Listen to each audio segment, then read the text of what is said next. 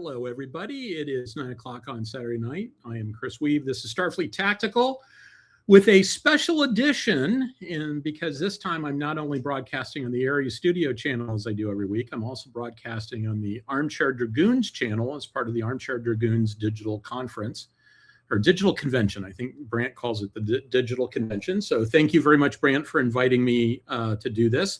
Always glad to do it. And, we've never actually broadcast to two channels before since YouTube made a lot of, since StreamYard made a lot of changes to what they were doing. We had a little technical issue that we had to figure out real quick. It was a problem with the keyboard chair interface while setting it up, I think. I think it's something that I just didn't catch that needed to be done that's a little bit different. But in any event, we're here. And tonight I'm going to talk to you about specifically Traveler. And I'm going to talk to you about the intersection of Traveler and some honest to goodness naval theory stuff, because I'm a naval analyst in my day job and wargame designer. And so I'm going to basically compare some of the stuff that Martin J. Dougherty has done on Traveler with some of the stuff of Julian S. Corbett. And so I'll go ahead and get started. So first of all, I should emphasize something that was on the previous slide, which is I'm not speaking for my employer. I'm not speaking for any employer, past, present, or future. I'm not speaking for Area Studio or the Armchair Dragoons. I'm speaking only for me. I'm also, there's lots of artwork I'm going to use. It's all presented for educational purposes and for critique purposes. I can tell you right off the top that it's all really good artwork because I wouldn't use bad artwork. But I just wanted to make sure that everybody understands that that's why it's being used, and I'm not trying to get in the way of anybody's copyright. So in any event, what exactly is Starfleet Tactical for those of you who are not weekly attendees? Starfleet Tactical, in short, is the COVID project that would not die. It started during COVID. It started when Alec Peters invited me to be on a show called Axanar After Dark. And on a show that was about Star Trek Axanar, he and I spent 90 minutes talking about Warhammer 40K. And then he invited me back the next week. And then for the Wednesday, that was on Saturday, for the Wednesday edition of Axanar After Dark, I couldn't do it, but I pointed them at my friend Pat Doyle, and he did it. And then Pat and I were both on the Saturday show. And next thing I know, Alec has renamed the show Starfleet Tactical and handed Pat and I the keys. He never asked us if we wanted to do it. We thought for about 2 nanoseconds about being offended that he just assumed that we would take on this burden. But of course we would take on this burden because it's a lot of fun. And even though I build my schedule around Starfleet Tactical, I'm still enjoying doing it 182 episodes later. Technically 183 because we did one for ACDC a couple of years ago that we didn't actually number. So in any event, it's for a long time, it was me and Pat Doyle. Pat is an airline pilot, and he moved up. He leveled up to a different airline and has no control over his schedule anymore.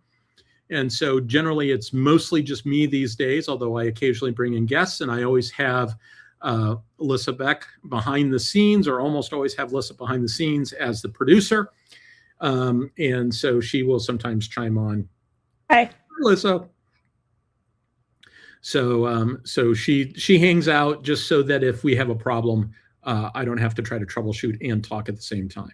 So the format of the show is mostly, this is about the intersection of science fiction and naval analysis. I'm a professional naval analyst, have been for 25 years. I focus very heavily on naval history. I'm a science fiction fan since way before that. And I always tell people my fandom superpowers, I can talk about real world navies and science fiction navies at the same time. And so this show is about doing that. And so generally each episode has one of about 4 formats. I talk about a bunch of science fiction stuff and then throw in some real world Navy stuff for flavoring. I talk about a bunch of real world Navy stuff and then throw in some science fiction for flavoring. I do a deep dive into a science fiction topic. Like we spent an entire episode talking about where exactly the engine room on the Enterprise is located back in the original series, because there's bunches of different possible locations for it. So we looked through all the evidence on where it might be located, et cetera, et cetera.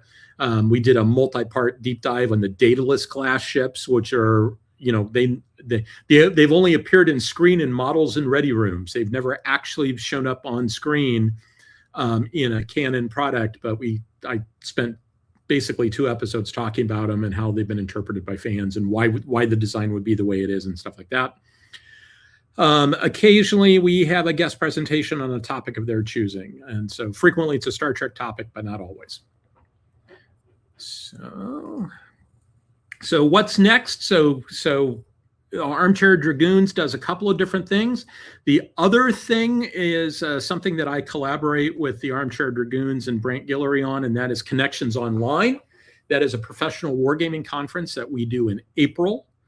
And so this year's theme is Wargaming Soft Factors. And this is, it's the online component to the Connections family of wargame conferences. Connections started in the early 90s by Matt Caffrey. As that conference is now known as Connections US, but there's a Connections UK, there's a Connections North in Montreal, there's Connections Oz in Australia, there's one in France, there was one in the Netherlands, there's been a couple in Japan, and there's even a second online called Connections Next Gen that's really trying to sort of find its feet again. They had somebody who was sort of like really gung-ho, but then they got another job and they didn't have time to work on it anymore. So the Connections Online is going to be 20 to 25 April. You can go to Armchair Dragoons site to see the information on that. We're still sort of gearing up on exactly what we're going to do. Nominal cost is usually like $2 to $5. Basically, just like with the digital convention, we charge a nominal amount because people will sign up and then show up if you actually just charge them a couple of bucks. But more importantly, StreamYard costs $800 a year. And Brant has a StreamYard account. I have a StreamYard account. It's useful to be able to recoup a little bit of that money. And we also occasionally bring in a guest producer to help out with the workload. Like, for instance, I think this time around, Lissa's going to come in and help us out with the workload because one of the people who normally helps with production duties is unavailable. So we will occasionally hire somebody to come in and do that thing so that the rest of us can be hosts. And so I'm the founder of this conference, and so I'm the guy who's sort of running the show. It's a professional wargaming conference. Non-professionals are welcome to attend. You'll get to see how some of the sausage is made, et cetera, et cetera. We're not going to spend a whole lot of time talking about hobby games, but you will have a much better idea about how professionals go about doing wargaming. Okay, so a few announcements so that we don't forget that all that colored stuff on the upper left-hand side is the schedule. The short answer is I'm still trying to get stuff from the Weuve Strategic Book and Game Reserve located at Beaver Valley Self-Storage in Beaver Creek, Ohio, moved to my new place of living in Woodbridge. And so I periodically go back and get a load of stuff, not because doing it one carload at the time is the right way to do it, but because I want it to be consistently annoying enough by doing it on a regular basis that I don't forget that the stuff is there. And so either next week or the week after, I plan on doing a trip to do this. I'm going to try to do it next week. The weather is always a question mark in that. So probably no show next week. If there is a show next week, there won't be a show the following week, unless, of course, the weather craps out both weekends. I'm expected that in February that I will probably do one trip in February. Maybe two, but probably only one trip in February at some point. And then in March, there's a couple of fixed points. On the 7th of March, my expectation is that I will be at a science fiction convention in Cleveland, but that is not yet confirmed. And on the 21st of March, my expectation is that I will be here because I have events the week before and the week after, and I'm not going to try to shoehorn in a trip in between some work stuff that is going to lock me in place. It's just I've got too much stuff to do in order to make that happen. So here's all the stuff in the queue. I'll highlight the Exordium read along. As I told people last time, the Exordium series has now come out with a third edition, or at least a relaunch. I still need to track down whether it's a relaunch or it's an actual new edition. And then I plan on doing many episodes on navies and Traveler, because Martin J. Dougherty has written a lot of stuff about navies and Traveler, and I think there's a lot of topics to mine there. But there's also a lot of reading I have to do in order to prep for that. And so that's going to be a big lift to do it. Let me emphasize that tonight I'm going to talk about two people primarily. I'm going to talk about Julian Stafford Corbett, and I'm going to talk about Martin J. Dougherty. Julian Corbett died in 1922. I'm not real worried about him complaining about how I interpret his work. Martin Dougherty, on the other hand, is still alive. I do not know Martin Dougherty. I have not talked with him about my interpretation of his work. And my interpretation of his work is somewhat limited in that I have not read all of his work.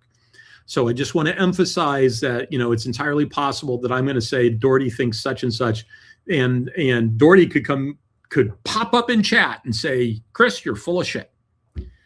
If he is in chat, hey, I'd love to have you on the show. Okay, here we go. So here's the agenda. I'm going to talk about a few caveats, and I'm going to talk about Corbett and what Corbett has said he's going to do. I'm going to talk a little bit about Traveler, and then I'm going to talk about Dougherty, and then I'm going to go back again to Traveler. I'm going to introduce Traveler, talk about Dougherty, then go back to Traveler. This illustration here is, I believe, from Star Citizen. When I went and tried to find where I got it, that's what Google Images thinks, that it's a Star Citizen ship. I can't remember which one, but it's a very Traveler-esque ship, and it's a fantastic piece of artwork. I think it sort of gets across the ethos of a lot of the Traveler role-playing game in terms of small. Traveler has some truly huge ships, but it's about small ships. That's where the player character focuses on small ships, and this looks like a very excellent ship. And there's actually a ship that looks a lot like it that is one of the designs that you can buy on DriveThruRPG. I can't remember what ship it is, but there's one that has a very similar view of that as that. Okay, a few caveats. So this talk is an introduction to Julian Corbett. It is an introduction to Traveler. And it's the latest in an ongoing evolution of my understanding of naval warfare, including Julian Corbett, and my understanding of naval warfare and science fiction and the intersection of all those things.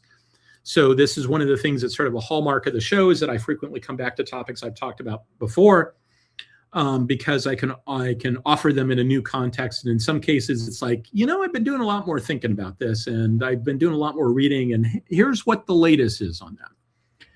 And so it's the latest in an ongoing evolution, of which the last 181 episodes of the show are basically what this has been about.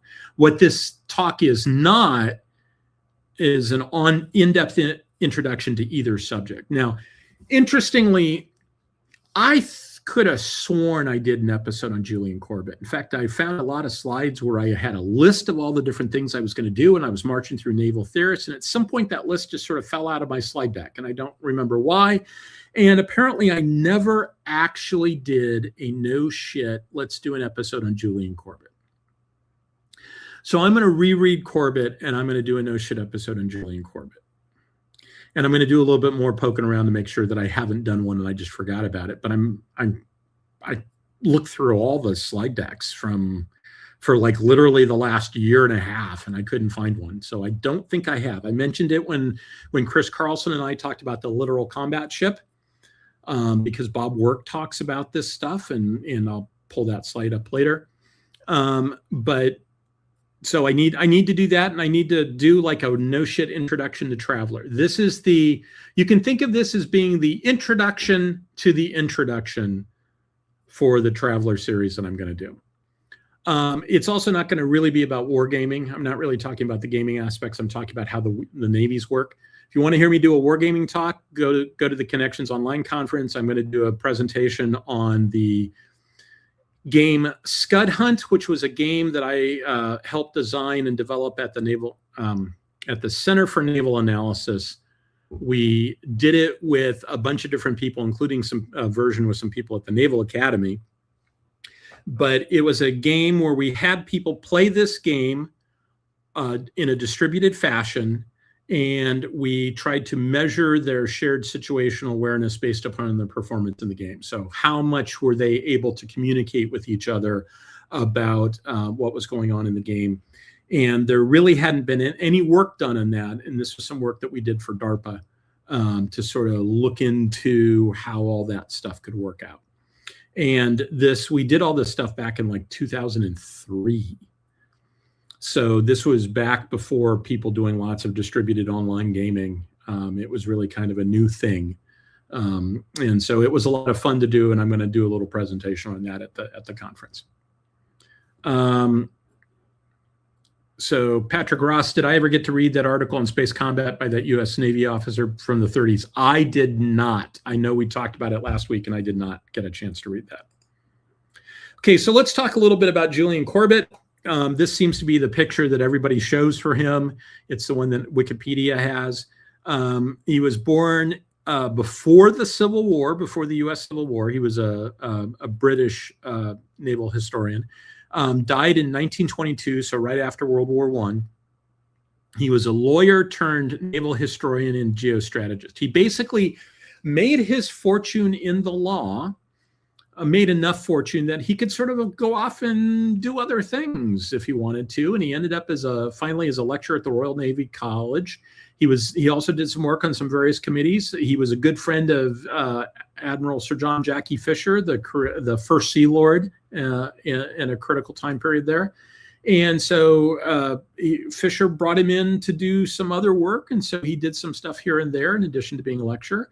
And his most famous article, or his most famous work, is Some Principles of Maritime Strategy, which usually these days is published with something called the Green Pamphlet as an appendix. The Green Pamphlet was originally a confidential document that was distributed to naval officers, Royal Naval officers. It is now available for your perusal at projectgutenberg.org. And so what exactly did Julian Corbett have to say? So he wrote about maritime strategy. He wrote about command of the sea, things like that. Did not offer a theory of naval warfare so much, but he did talk about the practical aspects of how you use ships. And he's generally contrasted with his contemporary Alfred Thayer Mahan, who's a little bit earlier in terms of his naval writing. Mahan emphasized fleet actions to obtain command of the sea. Corbett emphasized all the smaller actions of basically the workaday ships that were doing things like maintaining minefields and just doing patrols to prevent scouting. You know, they were doing anti-scouting stuff and et cetera, et cetera. And all the stuff was sort of sheltered under the guns of the battle fleet. You could always call for help if you needed help, and ships would come in. That was really,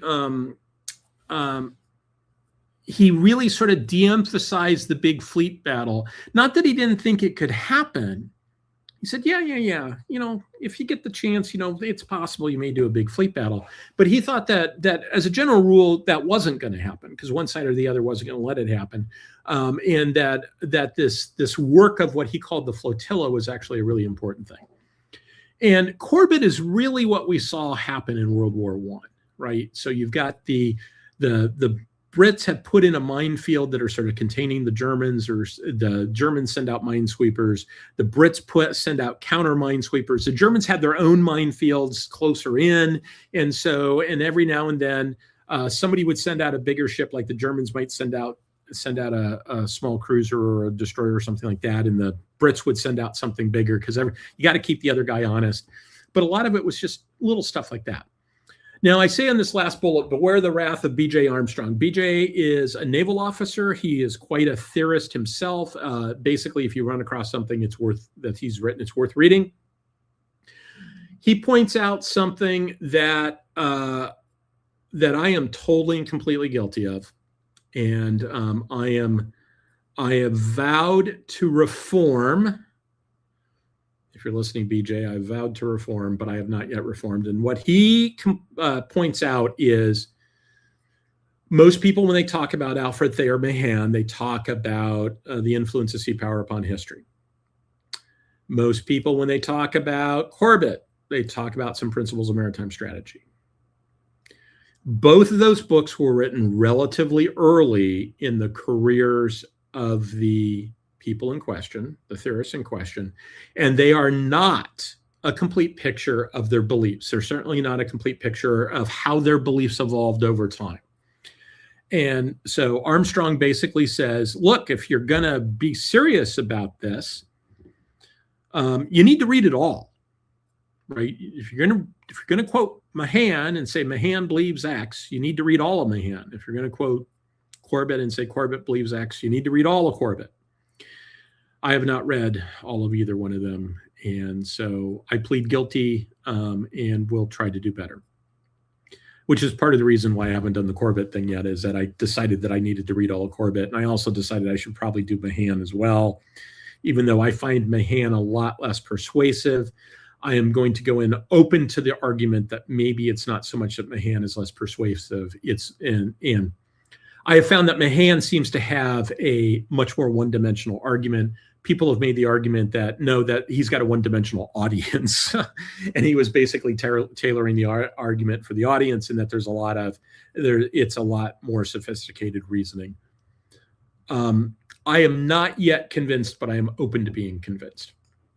Okay, so Corbett talked about the flotilla. What do I mean about the flotilla? He split the fleet into basically three categories of stuff. The battle fleet is the capital ships that fight for sea control if they can, but they're mostly there to protect the flotilla. The cruisers are commerce, raiding, and protection of the sea lines of communication. And so cruiser in this case is a job description. It isn't necessarily a ship called a cruiser, although by his time they kind of used a ship called a cruiser to do it. But he really kind of meant ships that were sort of going off by themselves to do commerce raiding.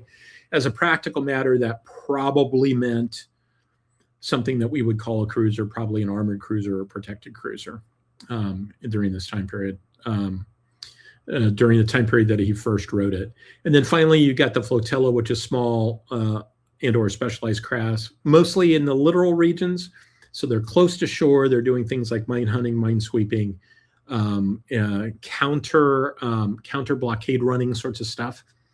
And so that's mostly what's going on there. And so that cruisers protecting the sea lines of communication, a lot of that is about scouting, figuring out where the enemy is, and also just protecting trade. I'll note, though, that, he wrote that book in like 1908. Nowadays, a lot of the missions are done by radar. A lot of the missions are done by aircraft. So you wouldn't necessarily send a ship out to do these things. You would send a patrol plane out to do these things. You wouldn't necessarily, or you'd just use radar to monitor a situation. You wouldn't need to send a ship. So nowadays, the flotilla work is largely done by aircraft and remote sensors, but not all of it. And some of it's also done by submarines, because a submarine can hide and stick up a mast when it needs to. And so we have what is frequently the case, that in the real world, things trifurcated from just surface combat to surface and air and undersea. And that sort of changed the context, because the different platforms operating in the different media have different capabilities. And so you end up with like Corbett saying, talking about scouting and anti-scouting and stuff like that. And you go like, yeah, these days you just use airplanes, you wouldn't use ships. Move it forward into space, and now you no longer have something that looks like an airplane with all the attributes of an airplane, which is taking advantage of a different media in order to have a dramatic increase in performance, and different kind of performance, a qualitatively different performance. You might have different performance of small craft versus large craft, but you're not likely to have that kind of performance difference. And your performance might actually be less because you carry less fuel. A lot of that comes down to what the exact assumptions are. And so from that standpoint, I think you can make a pretty good argument that says that Corbett may actually be more applicable to Star Trek than it is to early 21st century US Navy. Might be more applicable to Starfleet than the US Navy these days. That's a argument we'll explore at a future time. Okay, so what exactly are the missions of these small combatants taking place in the flotilla? I pulled these off of the work of Robert Work, who used to be the Deputy Secretary of Defense, and who wrote a bunch about the littoral combat ship. And Chris Carlson and I did a couple of episodes where we talked about that, and this slide comes directly from one of those. He identified 10 different missions that were in Corbett. He put some of these in modern language, like maritime domain awareness is not how Corbett phrased it, but it's essentially what he's talking about. Battle force screening and battle fleet scouting these days are really sort of done by like airplanes and other things, radars, space-based sensors, stuff like that. So those have been sort of deprecated. They're not done by ships anymore, but the others are all done by ships as a general rule. And Work also added an 11th mission as a battle network sensor emplacement. So basically you can go and place sensors in places where you need sensors, so you can build a sensor network, so you don't have to have a ship there. You can have a buoy there that has a sensor or something like that. And so the ships that do this stuff look different than deep draft ships. They look different than battle force ships. You have to basically build ships specifically to do this stuff. Will you have to do that in space? I don't know. Maybe, maybe not. A lot of that is going to be assumptions dependent. Assumptions always drive the problem when you're talking about science fiction. But this is basically what the flotilla does. Okay, let's see. Moving on. So let's talk a little bit about Traveler. So these are the essential assumptions of the Traveler RPG. There's no FTL sensors. There's no relatively low sublight speeds. You're kind of puttering around. I think you're usually limited to about 6 to 8 G tops. So that adds up if you're accelerating continuously, but you're not going around zipping around at 80% of light speed. I make the comment that size should be measured in the most inconvenient unit possible. That's the displacement ton. Oh my God. It is the volume taken up by 1 metric ton of hydrogen, which works out to 14 cubic meters. And so you see a size in tons, and that is actually a volume, not a weight, which doesn't make any sense for me. You have battle riders in this setting that are usually described in terms of battleship firepower and a smaller hull. I find these things interesting. You have a battle tender with a jump drive that carries these things around. Now, what we have here is not technically a battle rider. It is technically a Dragon-class system defense boat, which is 400 tons, if I remember correctly. It might be a little bit bigger than that. It's got a lot of missiles. It's got some other weapons there. And the idea is that you distribute these around the system. They don't have a jump drive, so they're pound per pound compared to a true starship. They've got a lot of capability. You could easily schlep these between star systems and just dump them out of a battle tender if you wanted to.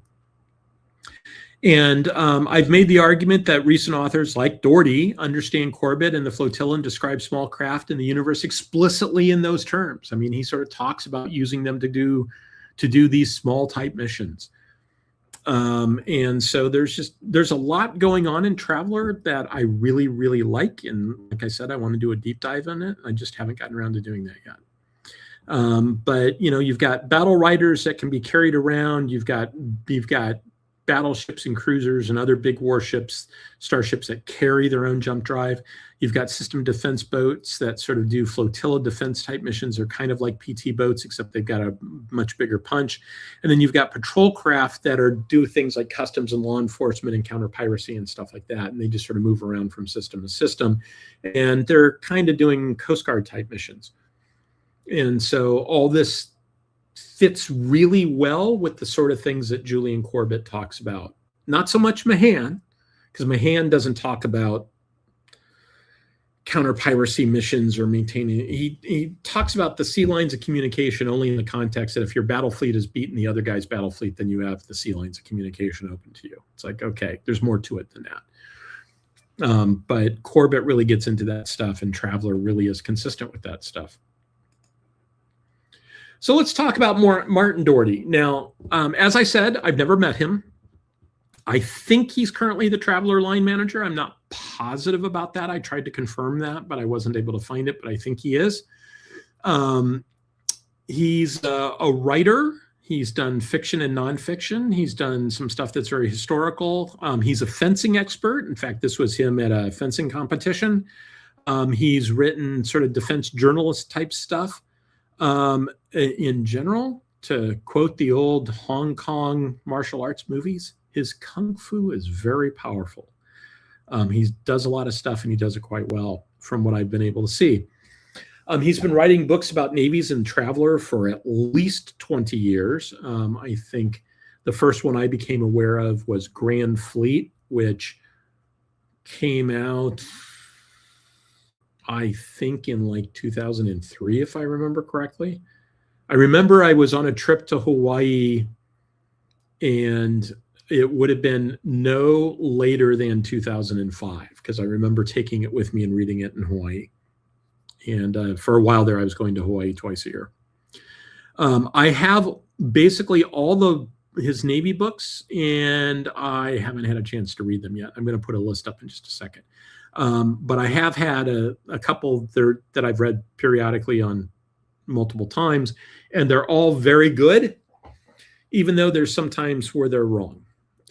There's things that he hasn't fully, I don't think, just realized that there had to be a piece there. Maybe it's covered by something else. Like, for instance, he calculates the number of admirals in the Imperium, and he does it by basically just saying, I've got all these different battle fleets, and each battle fleet, he goes through and counts the number of different units that might have an admiral and says that's the number of admirals. Well, okay, he doesn't include shore establishments like bases and the acquisition process and stuff like that. He doesn't take into account that sometimes admirals are off doing staff work in headquarters and things like that. So there's lots of other places where people can be. In fact, a recurring theme in the US Navy is you only go to sea maybe half the time, because if they kept you at sea all the time, you would say, screw this, I'm going to go get a job where I don't have to be at sea all the time. Because being at sea is A, a lot of fun, B, a total and complete pain in the ass. And anybody who's been to sea can understand how both of those statements can be true at the same time. If you want a kind of a blow-by-blow account of his role, because he was sort of a critical person in a critical time during the sort of long night period where nobody had like the Traveler license, and there was just sort of like little micro licenses about. He was a critical player in that. He founded his own company. He wrote for other people. He got pulled into this project and that project and the other project, et cetera, et cetera. If you go to Drive-Thru RPG, there's a book called This is Free Trader Beowulf, A System History of Traveler. That is really pretty good. Now, it also is not 100% accurate.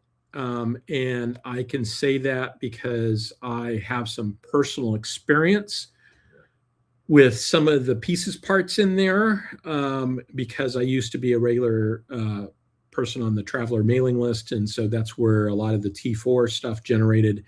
And I also used to be sort of plugged in with GDW during the Traveler the New Era. In fact, I am the person I bought the very first copy of Traveler the New Era sold on planet Earth. I was handed that copy by Dave Nielsen in the GDW warehouse 30 minutes after the delivery from the printer. So I am the very first person to pay money to buy a copy of Traveler the New Era back in the day. So I read this and I detect that there's some things there where I think that the guy who wrote it, there's some people he talked to and some people he didn't talk to, and he probably should have talked to some of the people he didn't talk to. Okay, so what exactly did Martin J. Dougherty write? This is a partial list. I did not try to track down all the different publishers. In most cases, it's Mongoose, but not in all. The first one is Grand Fleet was done by Quicklink Interactive, and Sector Fleet was, I think, originally done by Avenger Enterprises and then was re-released by Mongoose. And it's the one that's missing. It's basically the same as Grand Fleet. If you got one, you don't need the other one. It's formatted differently, and somehow in the formatting, they dropped an entire section out of the table of contents. It's in the book. It's just not in the table of contents. It's kind of weird. And those two, I've read Grand Fleet and Sector Fleet multiple times, and I've sort of brushed through some of the other ones, but they're all on the list of things to read. The ICS papers in particular looks interesting. It's the Institute for Conflict Studies, and it's supposedly basically a collection of journal articles that were written about the Fifth Frontier War from the In-Universe Institute of Conflict Studies. I haven't had a chance to read it yet.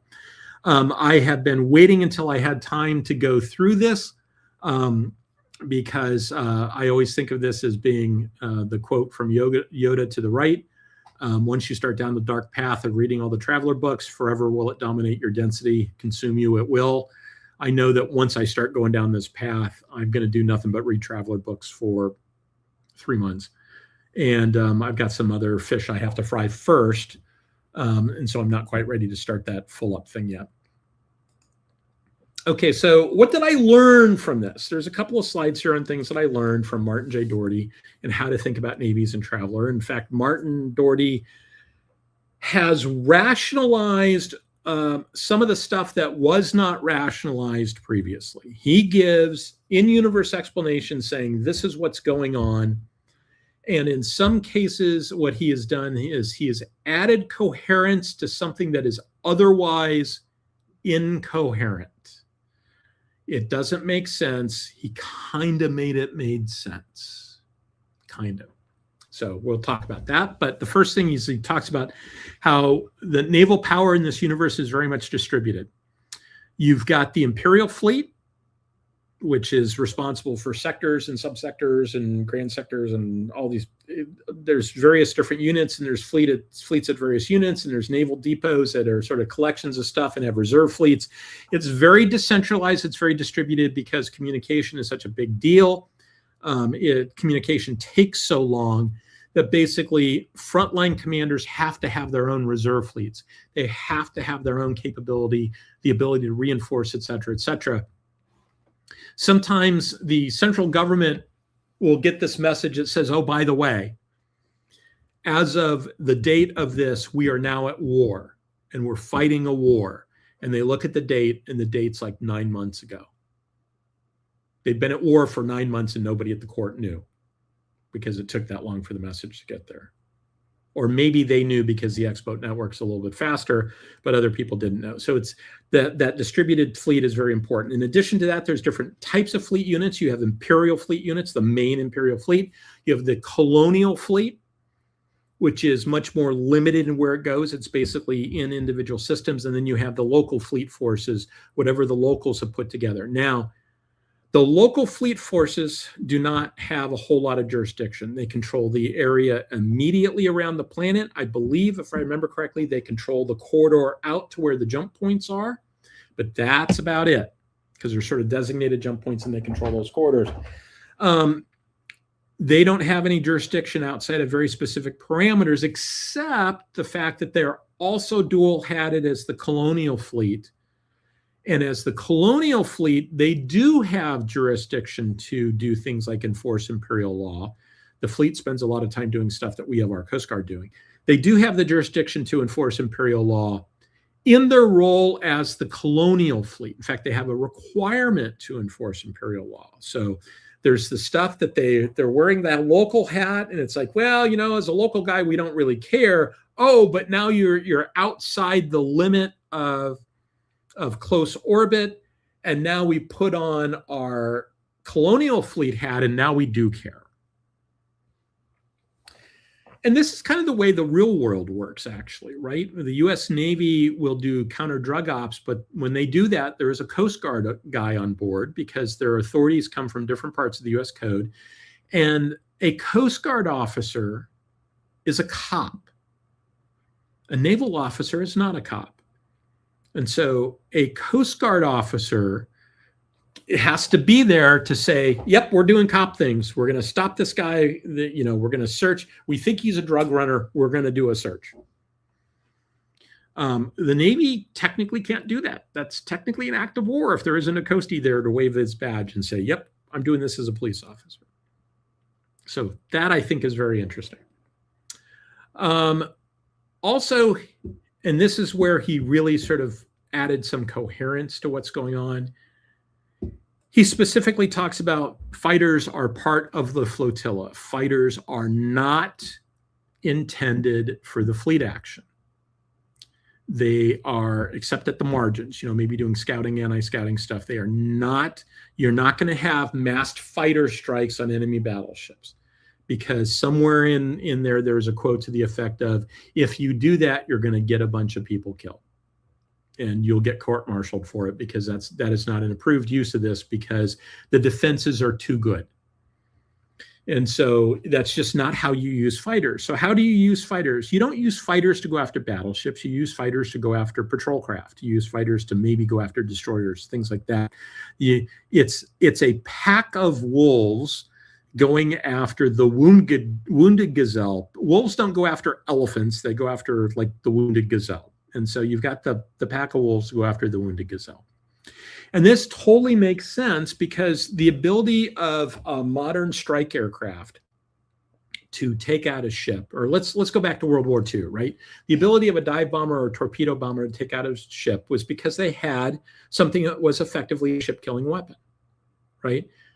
Yeah, okay, you're attacking a battleship, you might have to hit it a few times, but any one hit is going to put a world of hurt on. It's not like the 1970s Battlestar Galactica where you're pewing to death, right? 1970s Battlestar Galactica was the equivalent of Wildcats with machine guns sinking enemy ships by just firing 50 cals at them, and that doesn't make any sense whatsoever. In the real world, you have ship-killing weapons. Those really don't exist in the same way in Traveler. It's really hard to come up with the idea that this one fighter has enough oomph that it can do that without getting totally killed in the process. The other thing that's sort of consistent with going back to World War II combat is that the strike platform was in essence the sensor. So World War II combat was really about range. The battleship went away not because the battleship was more vulnerable than aircraft carriers. It wasn't more vulnerable than aircraft carriers. It was substantially less vulnerable than aircraft carriers. But it had a limited area of effect. It could not project ship-killing power out to long distances, as long as the aircraft carrier can. And the aircraft carrier had a much greater ability to detect where the enemy was and to bring power to bear on the enemy. And it helped out the fact that you detected the enemy with the airplane that had the bomb on it frequently. You get an initial scouting report. It's like, okay, we know somebody's over there. So you send out a strike, and the strike has the sensors on board, Mark I eyeballs, able to find the target and drop a bomb on it. That doesn't exist in the Traveler universe. Those assumptions just aren't consistent with the Traveler universe. You do have ship-killing weapons on much larger craft, like the Dragon SDB system defense boat and the like, but you don't really have it on fighters in that universe. It just doesn't make sense. That doesn't mean that fighters aren't cool. And they're very useful for flotilla type missions at the margins, right? You can go out and do scouting and anti-scouting and stuff like that. And you can do constabulary type missions. In fact, Dougherty specifically talks about how, okay, you got a patrol craft, and it turns out the pirates in this sector, boy, they're upgunned. Normally, pirates really don't have much, but these guys managed to get something that looked like a real warship. It's got some real guns on it. We need a little bit more oomph. Okay, let's embark a fighter or two. Now we got a little bit more oomph. And so you can do that with helicopters in the real world. Like, you got a Coast Guard cutter that, it's going to do counter-piracy stuff. It needs to have a little bit more capability than your standard Coast Guard helicopter has. Bring aboard a Navy helicopter firing Hellfire or Penguin or some other missile system like that. It's got its own sensors. It's got its own weapon system. You just need to bring on basically a Connex box with all the special parts and stuff it has for its radar and things like that, a weapons supply, and aircrew. In fact, it's even the same platform. They're both SH-60s. They're just different flavors of SH-60 with different electronics on board. And so, yeah, that works. So I kind of think that fighters in this universe are much more akin to helicopters in our universe than they are to, say, like F-18s. So, Chris, you might be saying, what about this thing? This is the board map for Azanti High Lightning, where you've got the deck plans for a Lightning class frontier cruiser, and it carries like 80 fighters. It's an aircraft carrier. It's an aircraft carrier with a big spinal mount. That's that glowing sun thing. That's like a big particle beam or something like that. I forget exactly what it is. So why exactly do they have a space-going aircraft carrier if that doesn't make sense? Well, the short answer is this is a product from first generation Traveler. Martin Dougherty came along a lot later. So I can't make it consistent with the overall story. I can tell you that Dougherty had not yet come along and brought balance to the force. I mean, the conceptualization of navies in the Traveler universe. He hadn't yet fixed that by explaining exactly what these things are. Now, that having been said, I can come up with reasons. There are other carriers in the Traveler universe, and I can come up with reasons why a carrier might be very useful.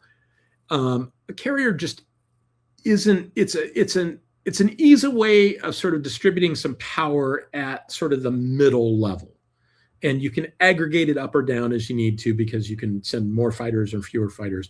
The important part here is that this thing is not intended to go do strikes on battleships. Whatever's going on here, it's not intended to do that. And I think these days, if Dougherty had been in charge back then, we probably wouldn't see these things, because I think he would understand that, yeah, you kind of have to squint kind of hard for this to make sense. It doesn't make nearly as much sense as I think it as you would want it to make. But by the way, the artwork in the upper right-hand corner, I can't remember exactly where I got it. It's clearly a reimagining of a cutter, a modular cutter, with this one designed to carry fighters. There are modular cutter designs that are designed to carry fighters, but this is like the ultimate in modular. It's a modular system carrying another modular system. So you can swap out your cutters from your whatever ship you're using, like a broadsword class mercenary cruiser or whatever. You can swap out your cutters and treat them sort of like their weapons modules, and then they can also have a module that carries fighters so that you can deploy fighters. Why would you do this? Well, maybe the answer is you want to do a longer duration patrol, and the important part here is not that the important part is that a fighter is kind of not a whole lot of fun to spend a long time in. And so maybe you want to create a situation where they can get out of the fighter. It can function as a little mini base, right? So I use it as a little mini base for a couple of days, maybe 3 or 4 days, instead of just sticking somebody in a cockpit for 4 days, which can't be fun. So I don't know who did it. It is a fine piece of artwork. I think it gets the idea across. I'm not sure if I kind of like the fact that it's got the gun blister underneath. I'm not sure if that's exactly how I would have done that, but hey, it's a fine piece of artwork. And I think the artist did a fantastic job. Okay, so coming up on the end here, and then I'll check the questions. This is my nomination for coolest ship in the entire universe. This is the Fiery class Gunned Escort, the externals of which were done by Tom Peters, the internals of which I showed you a version of the internals up above were done by Rob Caswell. The one on the left is done by Ian Stead. Jesse DeGraff for GURPS Traveler also had a version of this that was a little bit different in its configuration, but it was also fantastic. This is the second version that Ian Stead did. He did an earlier version that wasn't nearly as good. This one is a lot closer to the Rob Caswell original, and I'm sorry, the Tom Peters original. And I got the chance to meet Tom Peters. He and I were on a panel with Bill Keefe talking about Traveler at a science fiction convention, and I made the comment that this is my favorite science fiction ship of all time. I just love this ship. I think it's fantastic. Despite the fact that it's really quite a simple design. It's just a simple wedge. But I really, really, really like this ship. It's fantastic. This is another ship from the Traveler universe, a reimagining. It's a reimagining of the P.F. Sloan class fleet escort. I much prefer this version than the other version. And I got this off the web. I went looking for it. I couldn't find it again. I don't know what happened to it. It was like on one site and it's gone. But I think this is a fantastic design. And I also think that this is something that I could easily imagine seeing in, for instance, the 2300 universe. I think it would fit in really well with Traveler 2300. So when I do 2300, I'll probably come back and do that at some point. I'll probably talk about it when I get to the 2300 universe. Okay, so I'm going to start going through questions, scrolling back up to the top. So hello to everyone. Let's see. I'm scrolling down. Okay, there we are past where it all started. Hello, Eric Henry. Hello, Claude. Hello, Patrick Ross. Hello, Eric. Hello, Wright again. One horse. Armand, yeah, the usual suspects are all here. Okay, so I already said to Patrick Ross that I did not get to read the article on space combat. I believe that was put in the chat from last week, or maybe it was the week before, and we have a cover of it, but I don't think we have the actual article itself. I just haven't had a chance to go track it down. Hello, Dustin. So Dustin asked, was I able to watch the first 2 episodes of Star Trek Academy? I don't even have a TV right now. I donated my TV to charity. After I did so, I was thinking I would upgrade my TV. I'd do XYZ. I explained this to my friend Charles Hildebrandt, who told me I was insane, that I was totally and completely wrong in how I thought about televisions, and that I shouldn't be upgrading my TV. I should just get an Xbox and use it as the front end of the TV. And I went, oh, duh. But as it is, I don't have a TV right now. So I have not watched Star Trek Academy. And in all honesty, I probably won't. And the reason why I probably won't is I'm kind of done with the Alex Kurtzman version of this universe. I don't really do the JJ verse. I don't do the Kurtzman verse. If other people like it, hey, more power to you. More power to you. But I'm not feeling it myself to really want to go and invest any more time in it. So thank you for Alyssa. She put the link to the Free Trader Beowulf book and Drive Through RPG. All the Martin Dougherty stuff is available there. So Alyssa just gave me a thumbs up. You couldn't see it, but I could see it because I have special powers because I have an admin account. Let's see.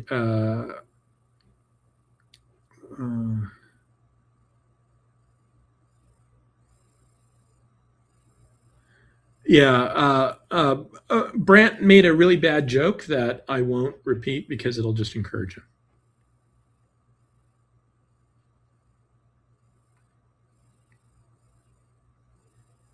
Yeah, Wright points out that Richard Best's SBD Dauntless pretty much did a single kill on Akagi. It can happen. It can happen. It wasn't guaranteed by any stretch of the imagination. It was easier to do on carriers than it was on battleships, but you could, if you got lucky, you could have a single kill, especially if you got a torpedo in. That's a really good way for you to get a posthumous Medal of Honor.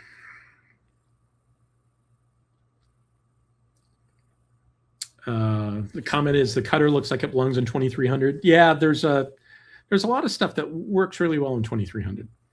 Patrick Ross asked, if there was a gunned escort, is there an ungunned escort? Well, no, but what there is a Gazelle class close escort. And so the Fiery is essentially the atmospheric streamlined version of the Gazelle class. The Gazelle has the advantage of, since it doesn't have all that atmospheric streamlining, it can carry drop tanks, so it can do an extended range. It's got more capability to do jumps. But it's basically limited to either not, I can't remember if it's not atmospheric capable or it's just very, very, very limited in atmosphere. And so the Gund Escort has essentially the same stats except for that jump stat. And it came out in one of the Mega Traveler journals, and I absolutely love that ship. I absolutely love that ship. Somebody made the comment, it's expansy, and yeah, there's a lot of it. A lot of it feels very expansy. It does feel very expansy.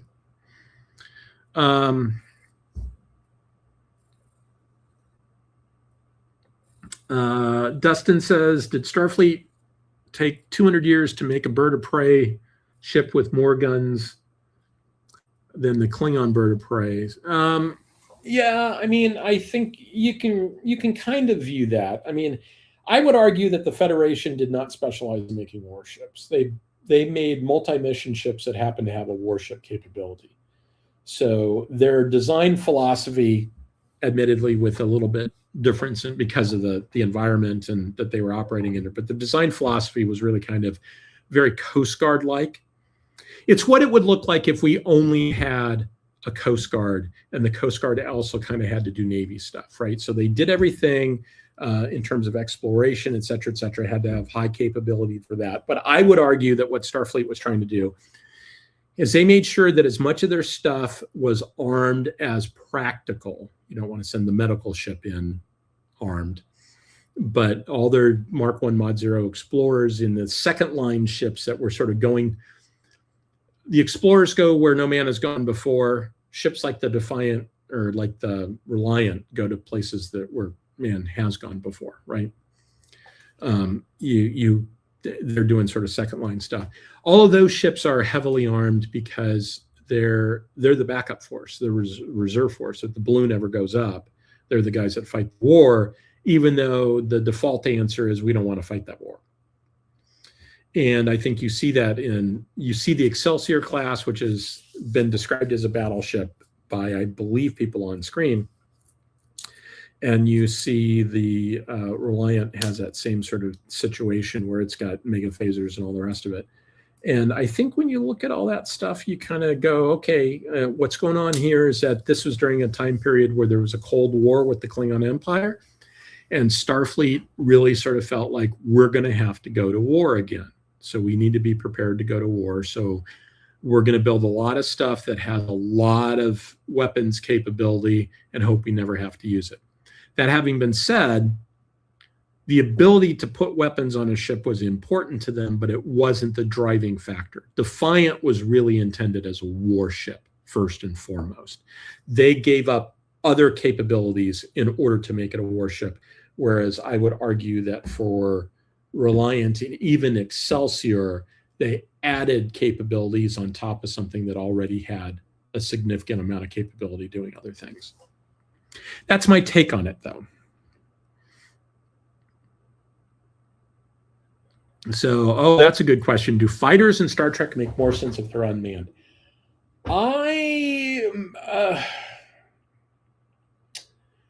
Maybe marginally, yes, because you don't feel bad about losing them, but they're also going to be warp-capable things. They're going to probably have antimatter. They're going to be expensive. They kind of have to be expensive in order to have any sort of capability. And one of the things that we've learned from unmanned things is that if you're going to have it do high performance kind of things, that you need to be able to reliably count on the fact that it can do it. You don't end up saving a whole lot of money over having a manned platform. You may not put a pilot at risk in the same way, but if I need like a 90% probability that this mission is going to come off, if I make something that's attritable and I have to send 3 to guarantee the 90% capability, did I save any money? Do we think that these things are going to be 1/3 the cost? So far, we haven't been able to get high performance at 1/3 the cost. It's just not happened. So when you start talking about Star Trek, I would argue that what I see in Star Trek says bigger is better. Power systems scale up. Shields scale up. Phasers scale up. Photon torpedoes, all these things scale up. And the thing is, phasers don't miss in this universe. Now, somebody's going to say, oh, they miss all the time. Yeah, they miss like what, 40% of the time, maybe 50% of the time. The hit rate for dreadnought battleships back in the day was 3 to 6%. Compared to like the USS Iowa, phasers never miss.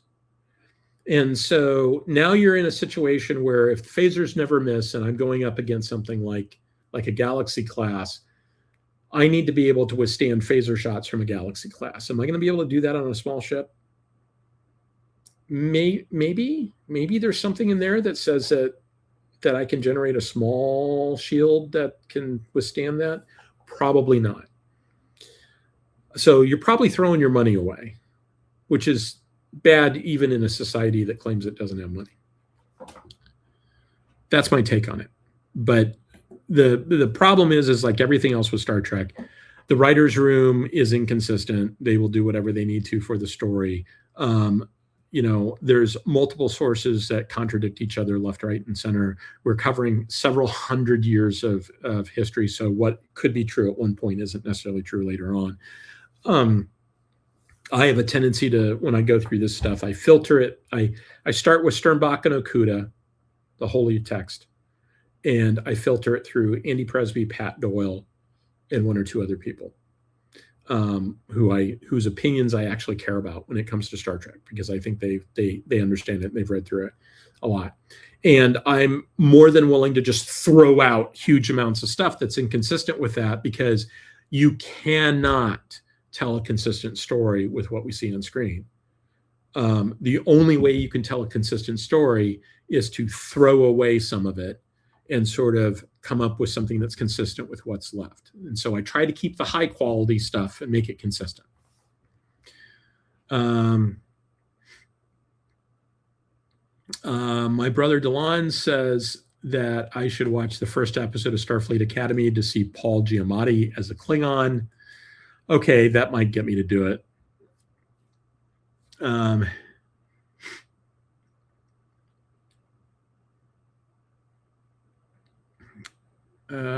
Olive says, apparently Olive showed up late because of the time slot change, because we changed the time of this show like a year ago, literally.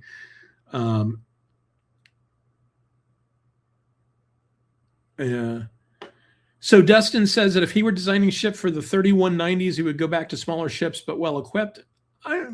Maybe. I mean, the devil is in the details, right? And so what you can do really sort of depends upon what your engineering will support and what you're trying to do and how much money you're willing to spend to do it.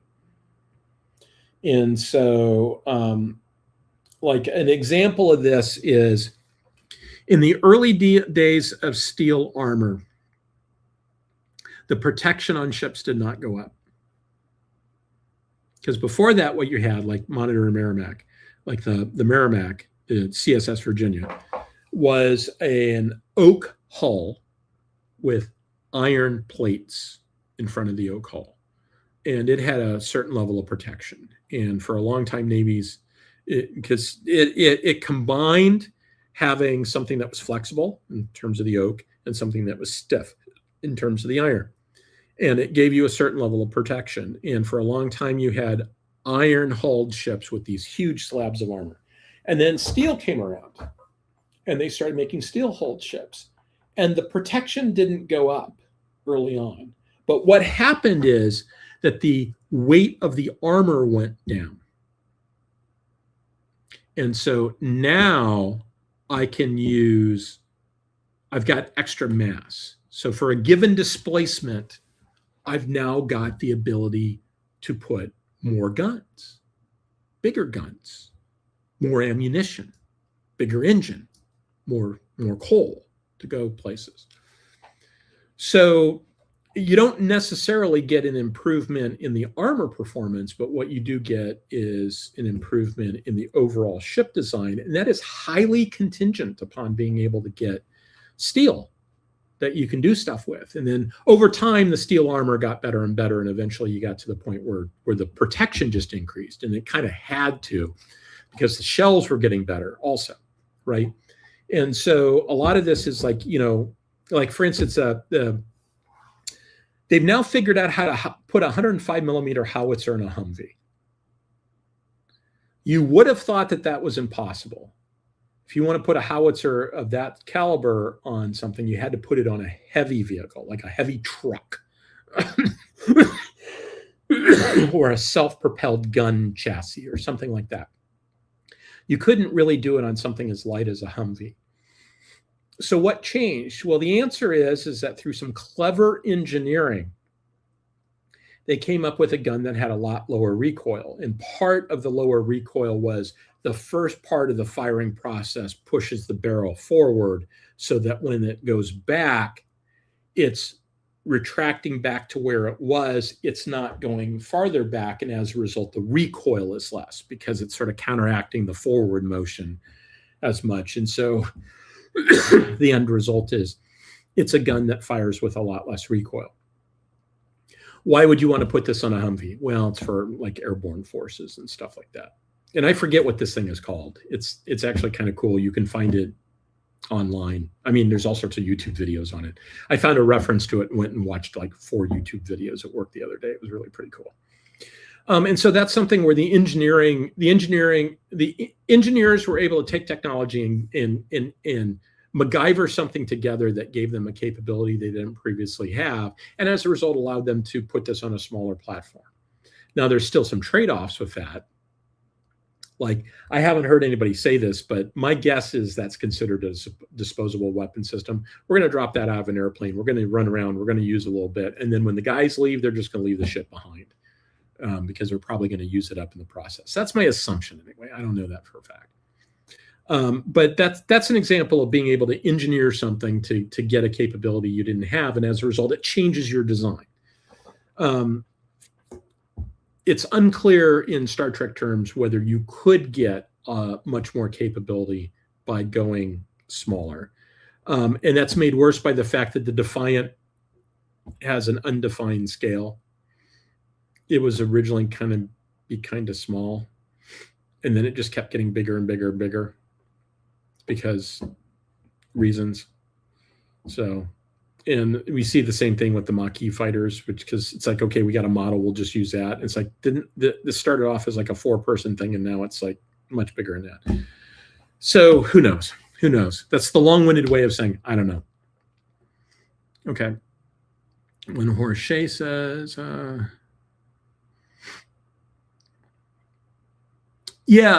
he says, fighters make sense against their enemies. I've made the argument that the small craft that we see, which we don't see, I think, fighters per se, but we see small craft in the Dominion War. If you're dealing with the Cardassians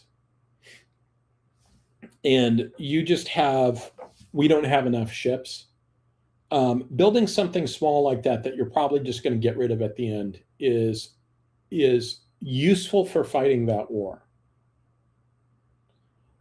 But it's probably only for fighting that war.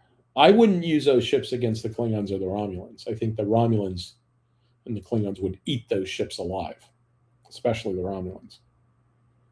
But I think that the Cardassians are kind of one tech level down. They're just not as good. And as a result of that, I think they can make them work there in a way that they couldn't make them work against somebody else. And so I think that proves that the Federation is desperate enough, if Starfleet is desperate enough, they're willing to do stuff like that.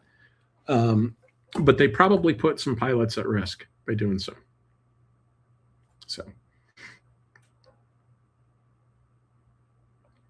And Olive says, against the Breen weapon, which is a slow mover that can one-shot anything of any size. Yeah, it's like if it can one-shot a Galaxy class, let's throw some small stuff at it so we're not losing Galaxy classes. And if it's relatively slow, then maybe we can swamp it. So tactics are always highly technology dependent. I mean, strategy is sort of for the ages, right? When I got my degree in strategy at the Naval War College, we studied Thucydides in the Peloponnesian War. We studied the Civil War. We studied the Revolutionary War. We studied a whole bunch of different things because strategy is fundamentally timeless in some important ways. Not so with tactics. Tactics is highly dependent upon the technology of the time, the gear that you have at the time, the skill level of the people involved, et cetera, et cetera. Tactics is highly situational in a way that strategy is not. If you can take a strategist from World War II and sort of plop them in today and say, here's all the reference works you need to understand how the world works, and a strategist from World War II could understand strategy today. Tactician is going to be sort of clueless for a long time while they get their act together. So, okay, a little bit more discussion there with the specifics of the Dominion War, but I don't necessarily want to go down that path. And so I think from looking at this, I think we've sort of gone through all the questions. And so I think it's time to call it a night. So I'd like to thank Brant for inviting me to be part of the Armchair Dragoons Digital Convention. I appreciate that. I'd also like to publicly thank Brant for all the work he does on Connections Online. I could not do Connections Online without Brant. Brant could probably do Connections Online without me. I could not do Connections Online without Brant. And so I appreciate all the hard work that he's put in. And I appreciate any ACDC viewers that we have that have joined for a first time. I appreciate the crowd that normally shows up here at 9 o'clock Eastern time, or maybe a little bit later, Olive. That shows up on a regular basis. I really appreciate the fact that people are willing to spend their Saturday night listening to me ramble about whatever I'm rambling about that week. And so thank you very much, everybody. And one last thing before I have Alyssa take me out, and that is, like I said, I don't know if I'm going to do a show next week. I'm going to try to default to not doing a show next week, on the theory that it's winter time. If the weather's going to let me travel, I should travel. And I'm also trying to visit some people that are getting ready to move overseas. So I have limited opportunities to go and hang out with them. And so with that in mind, I think it's time to go. So thank you very much, everybody. And I'll see you either next week or the week after.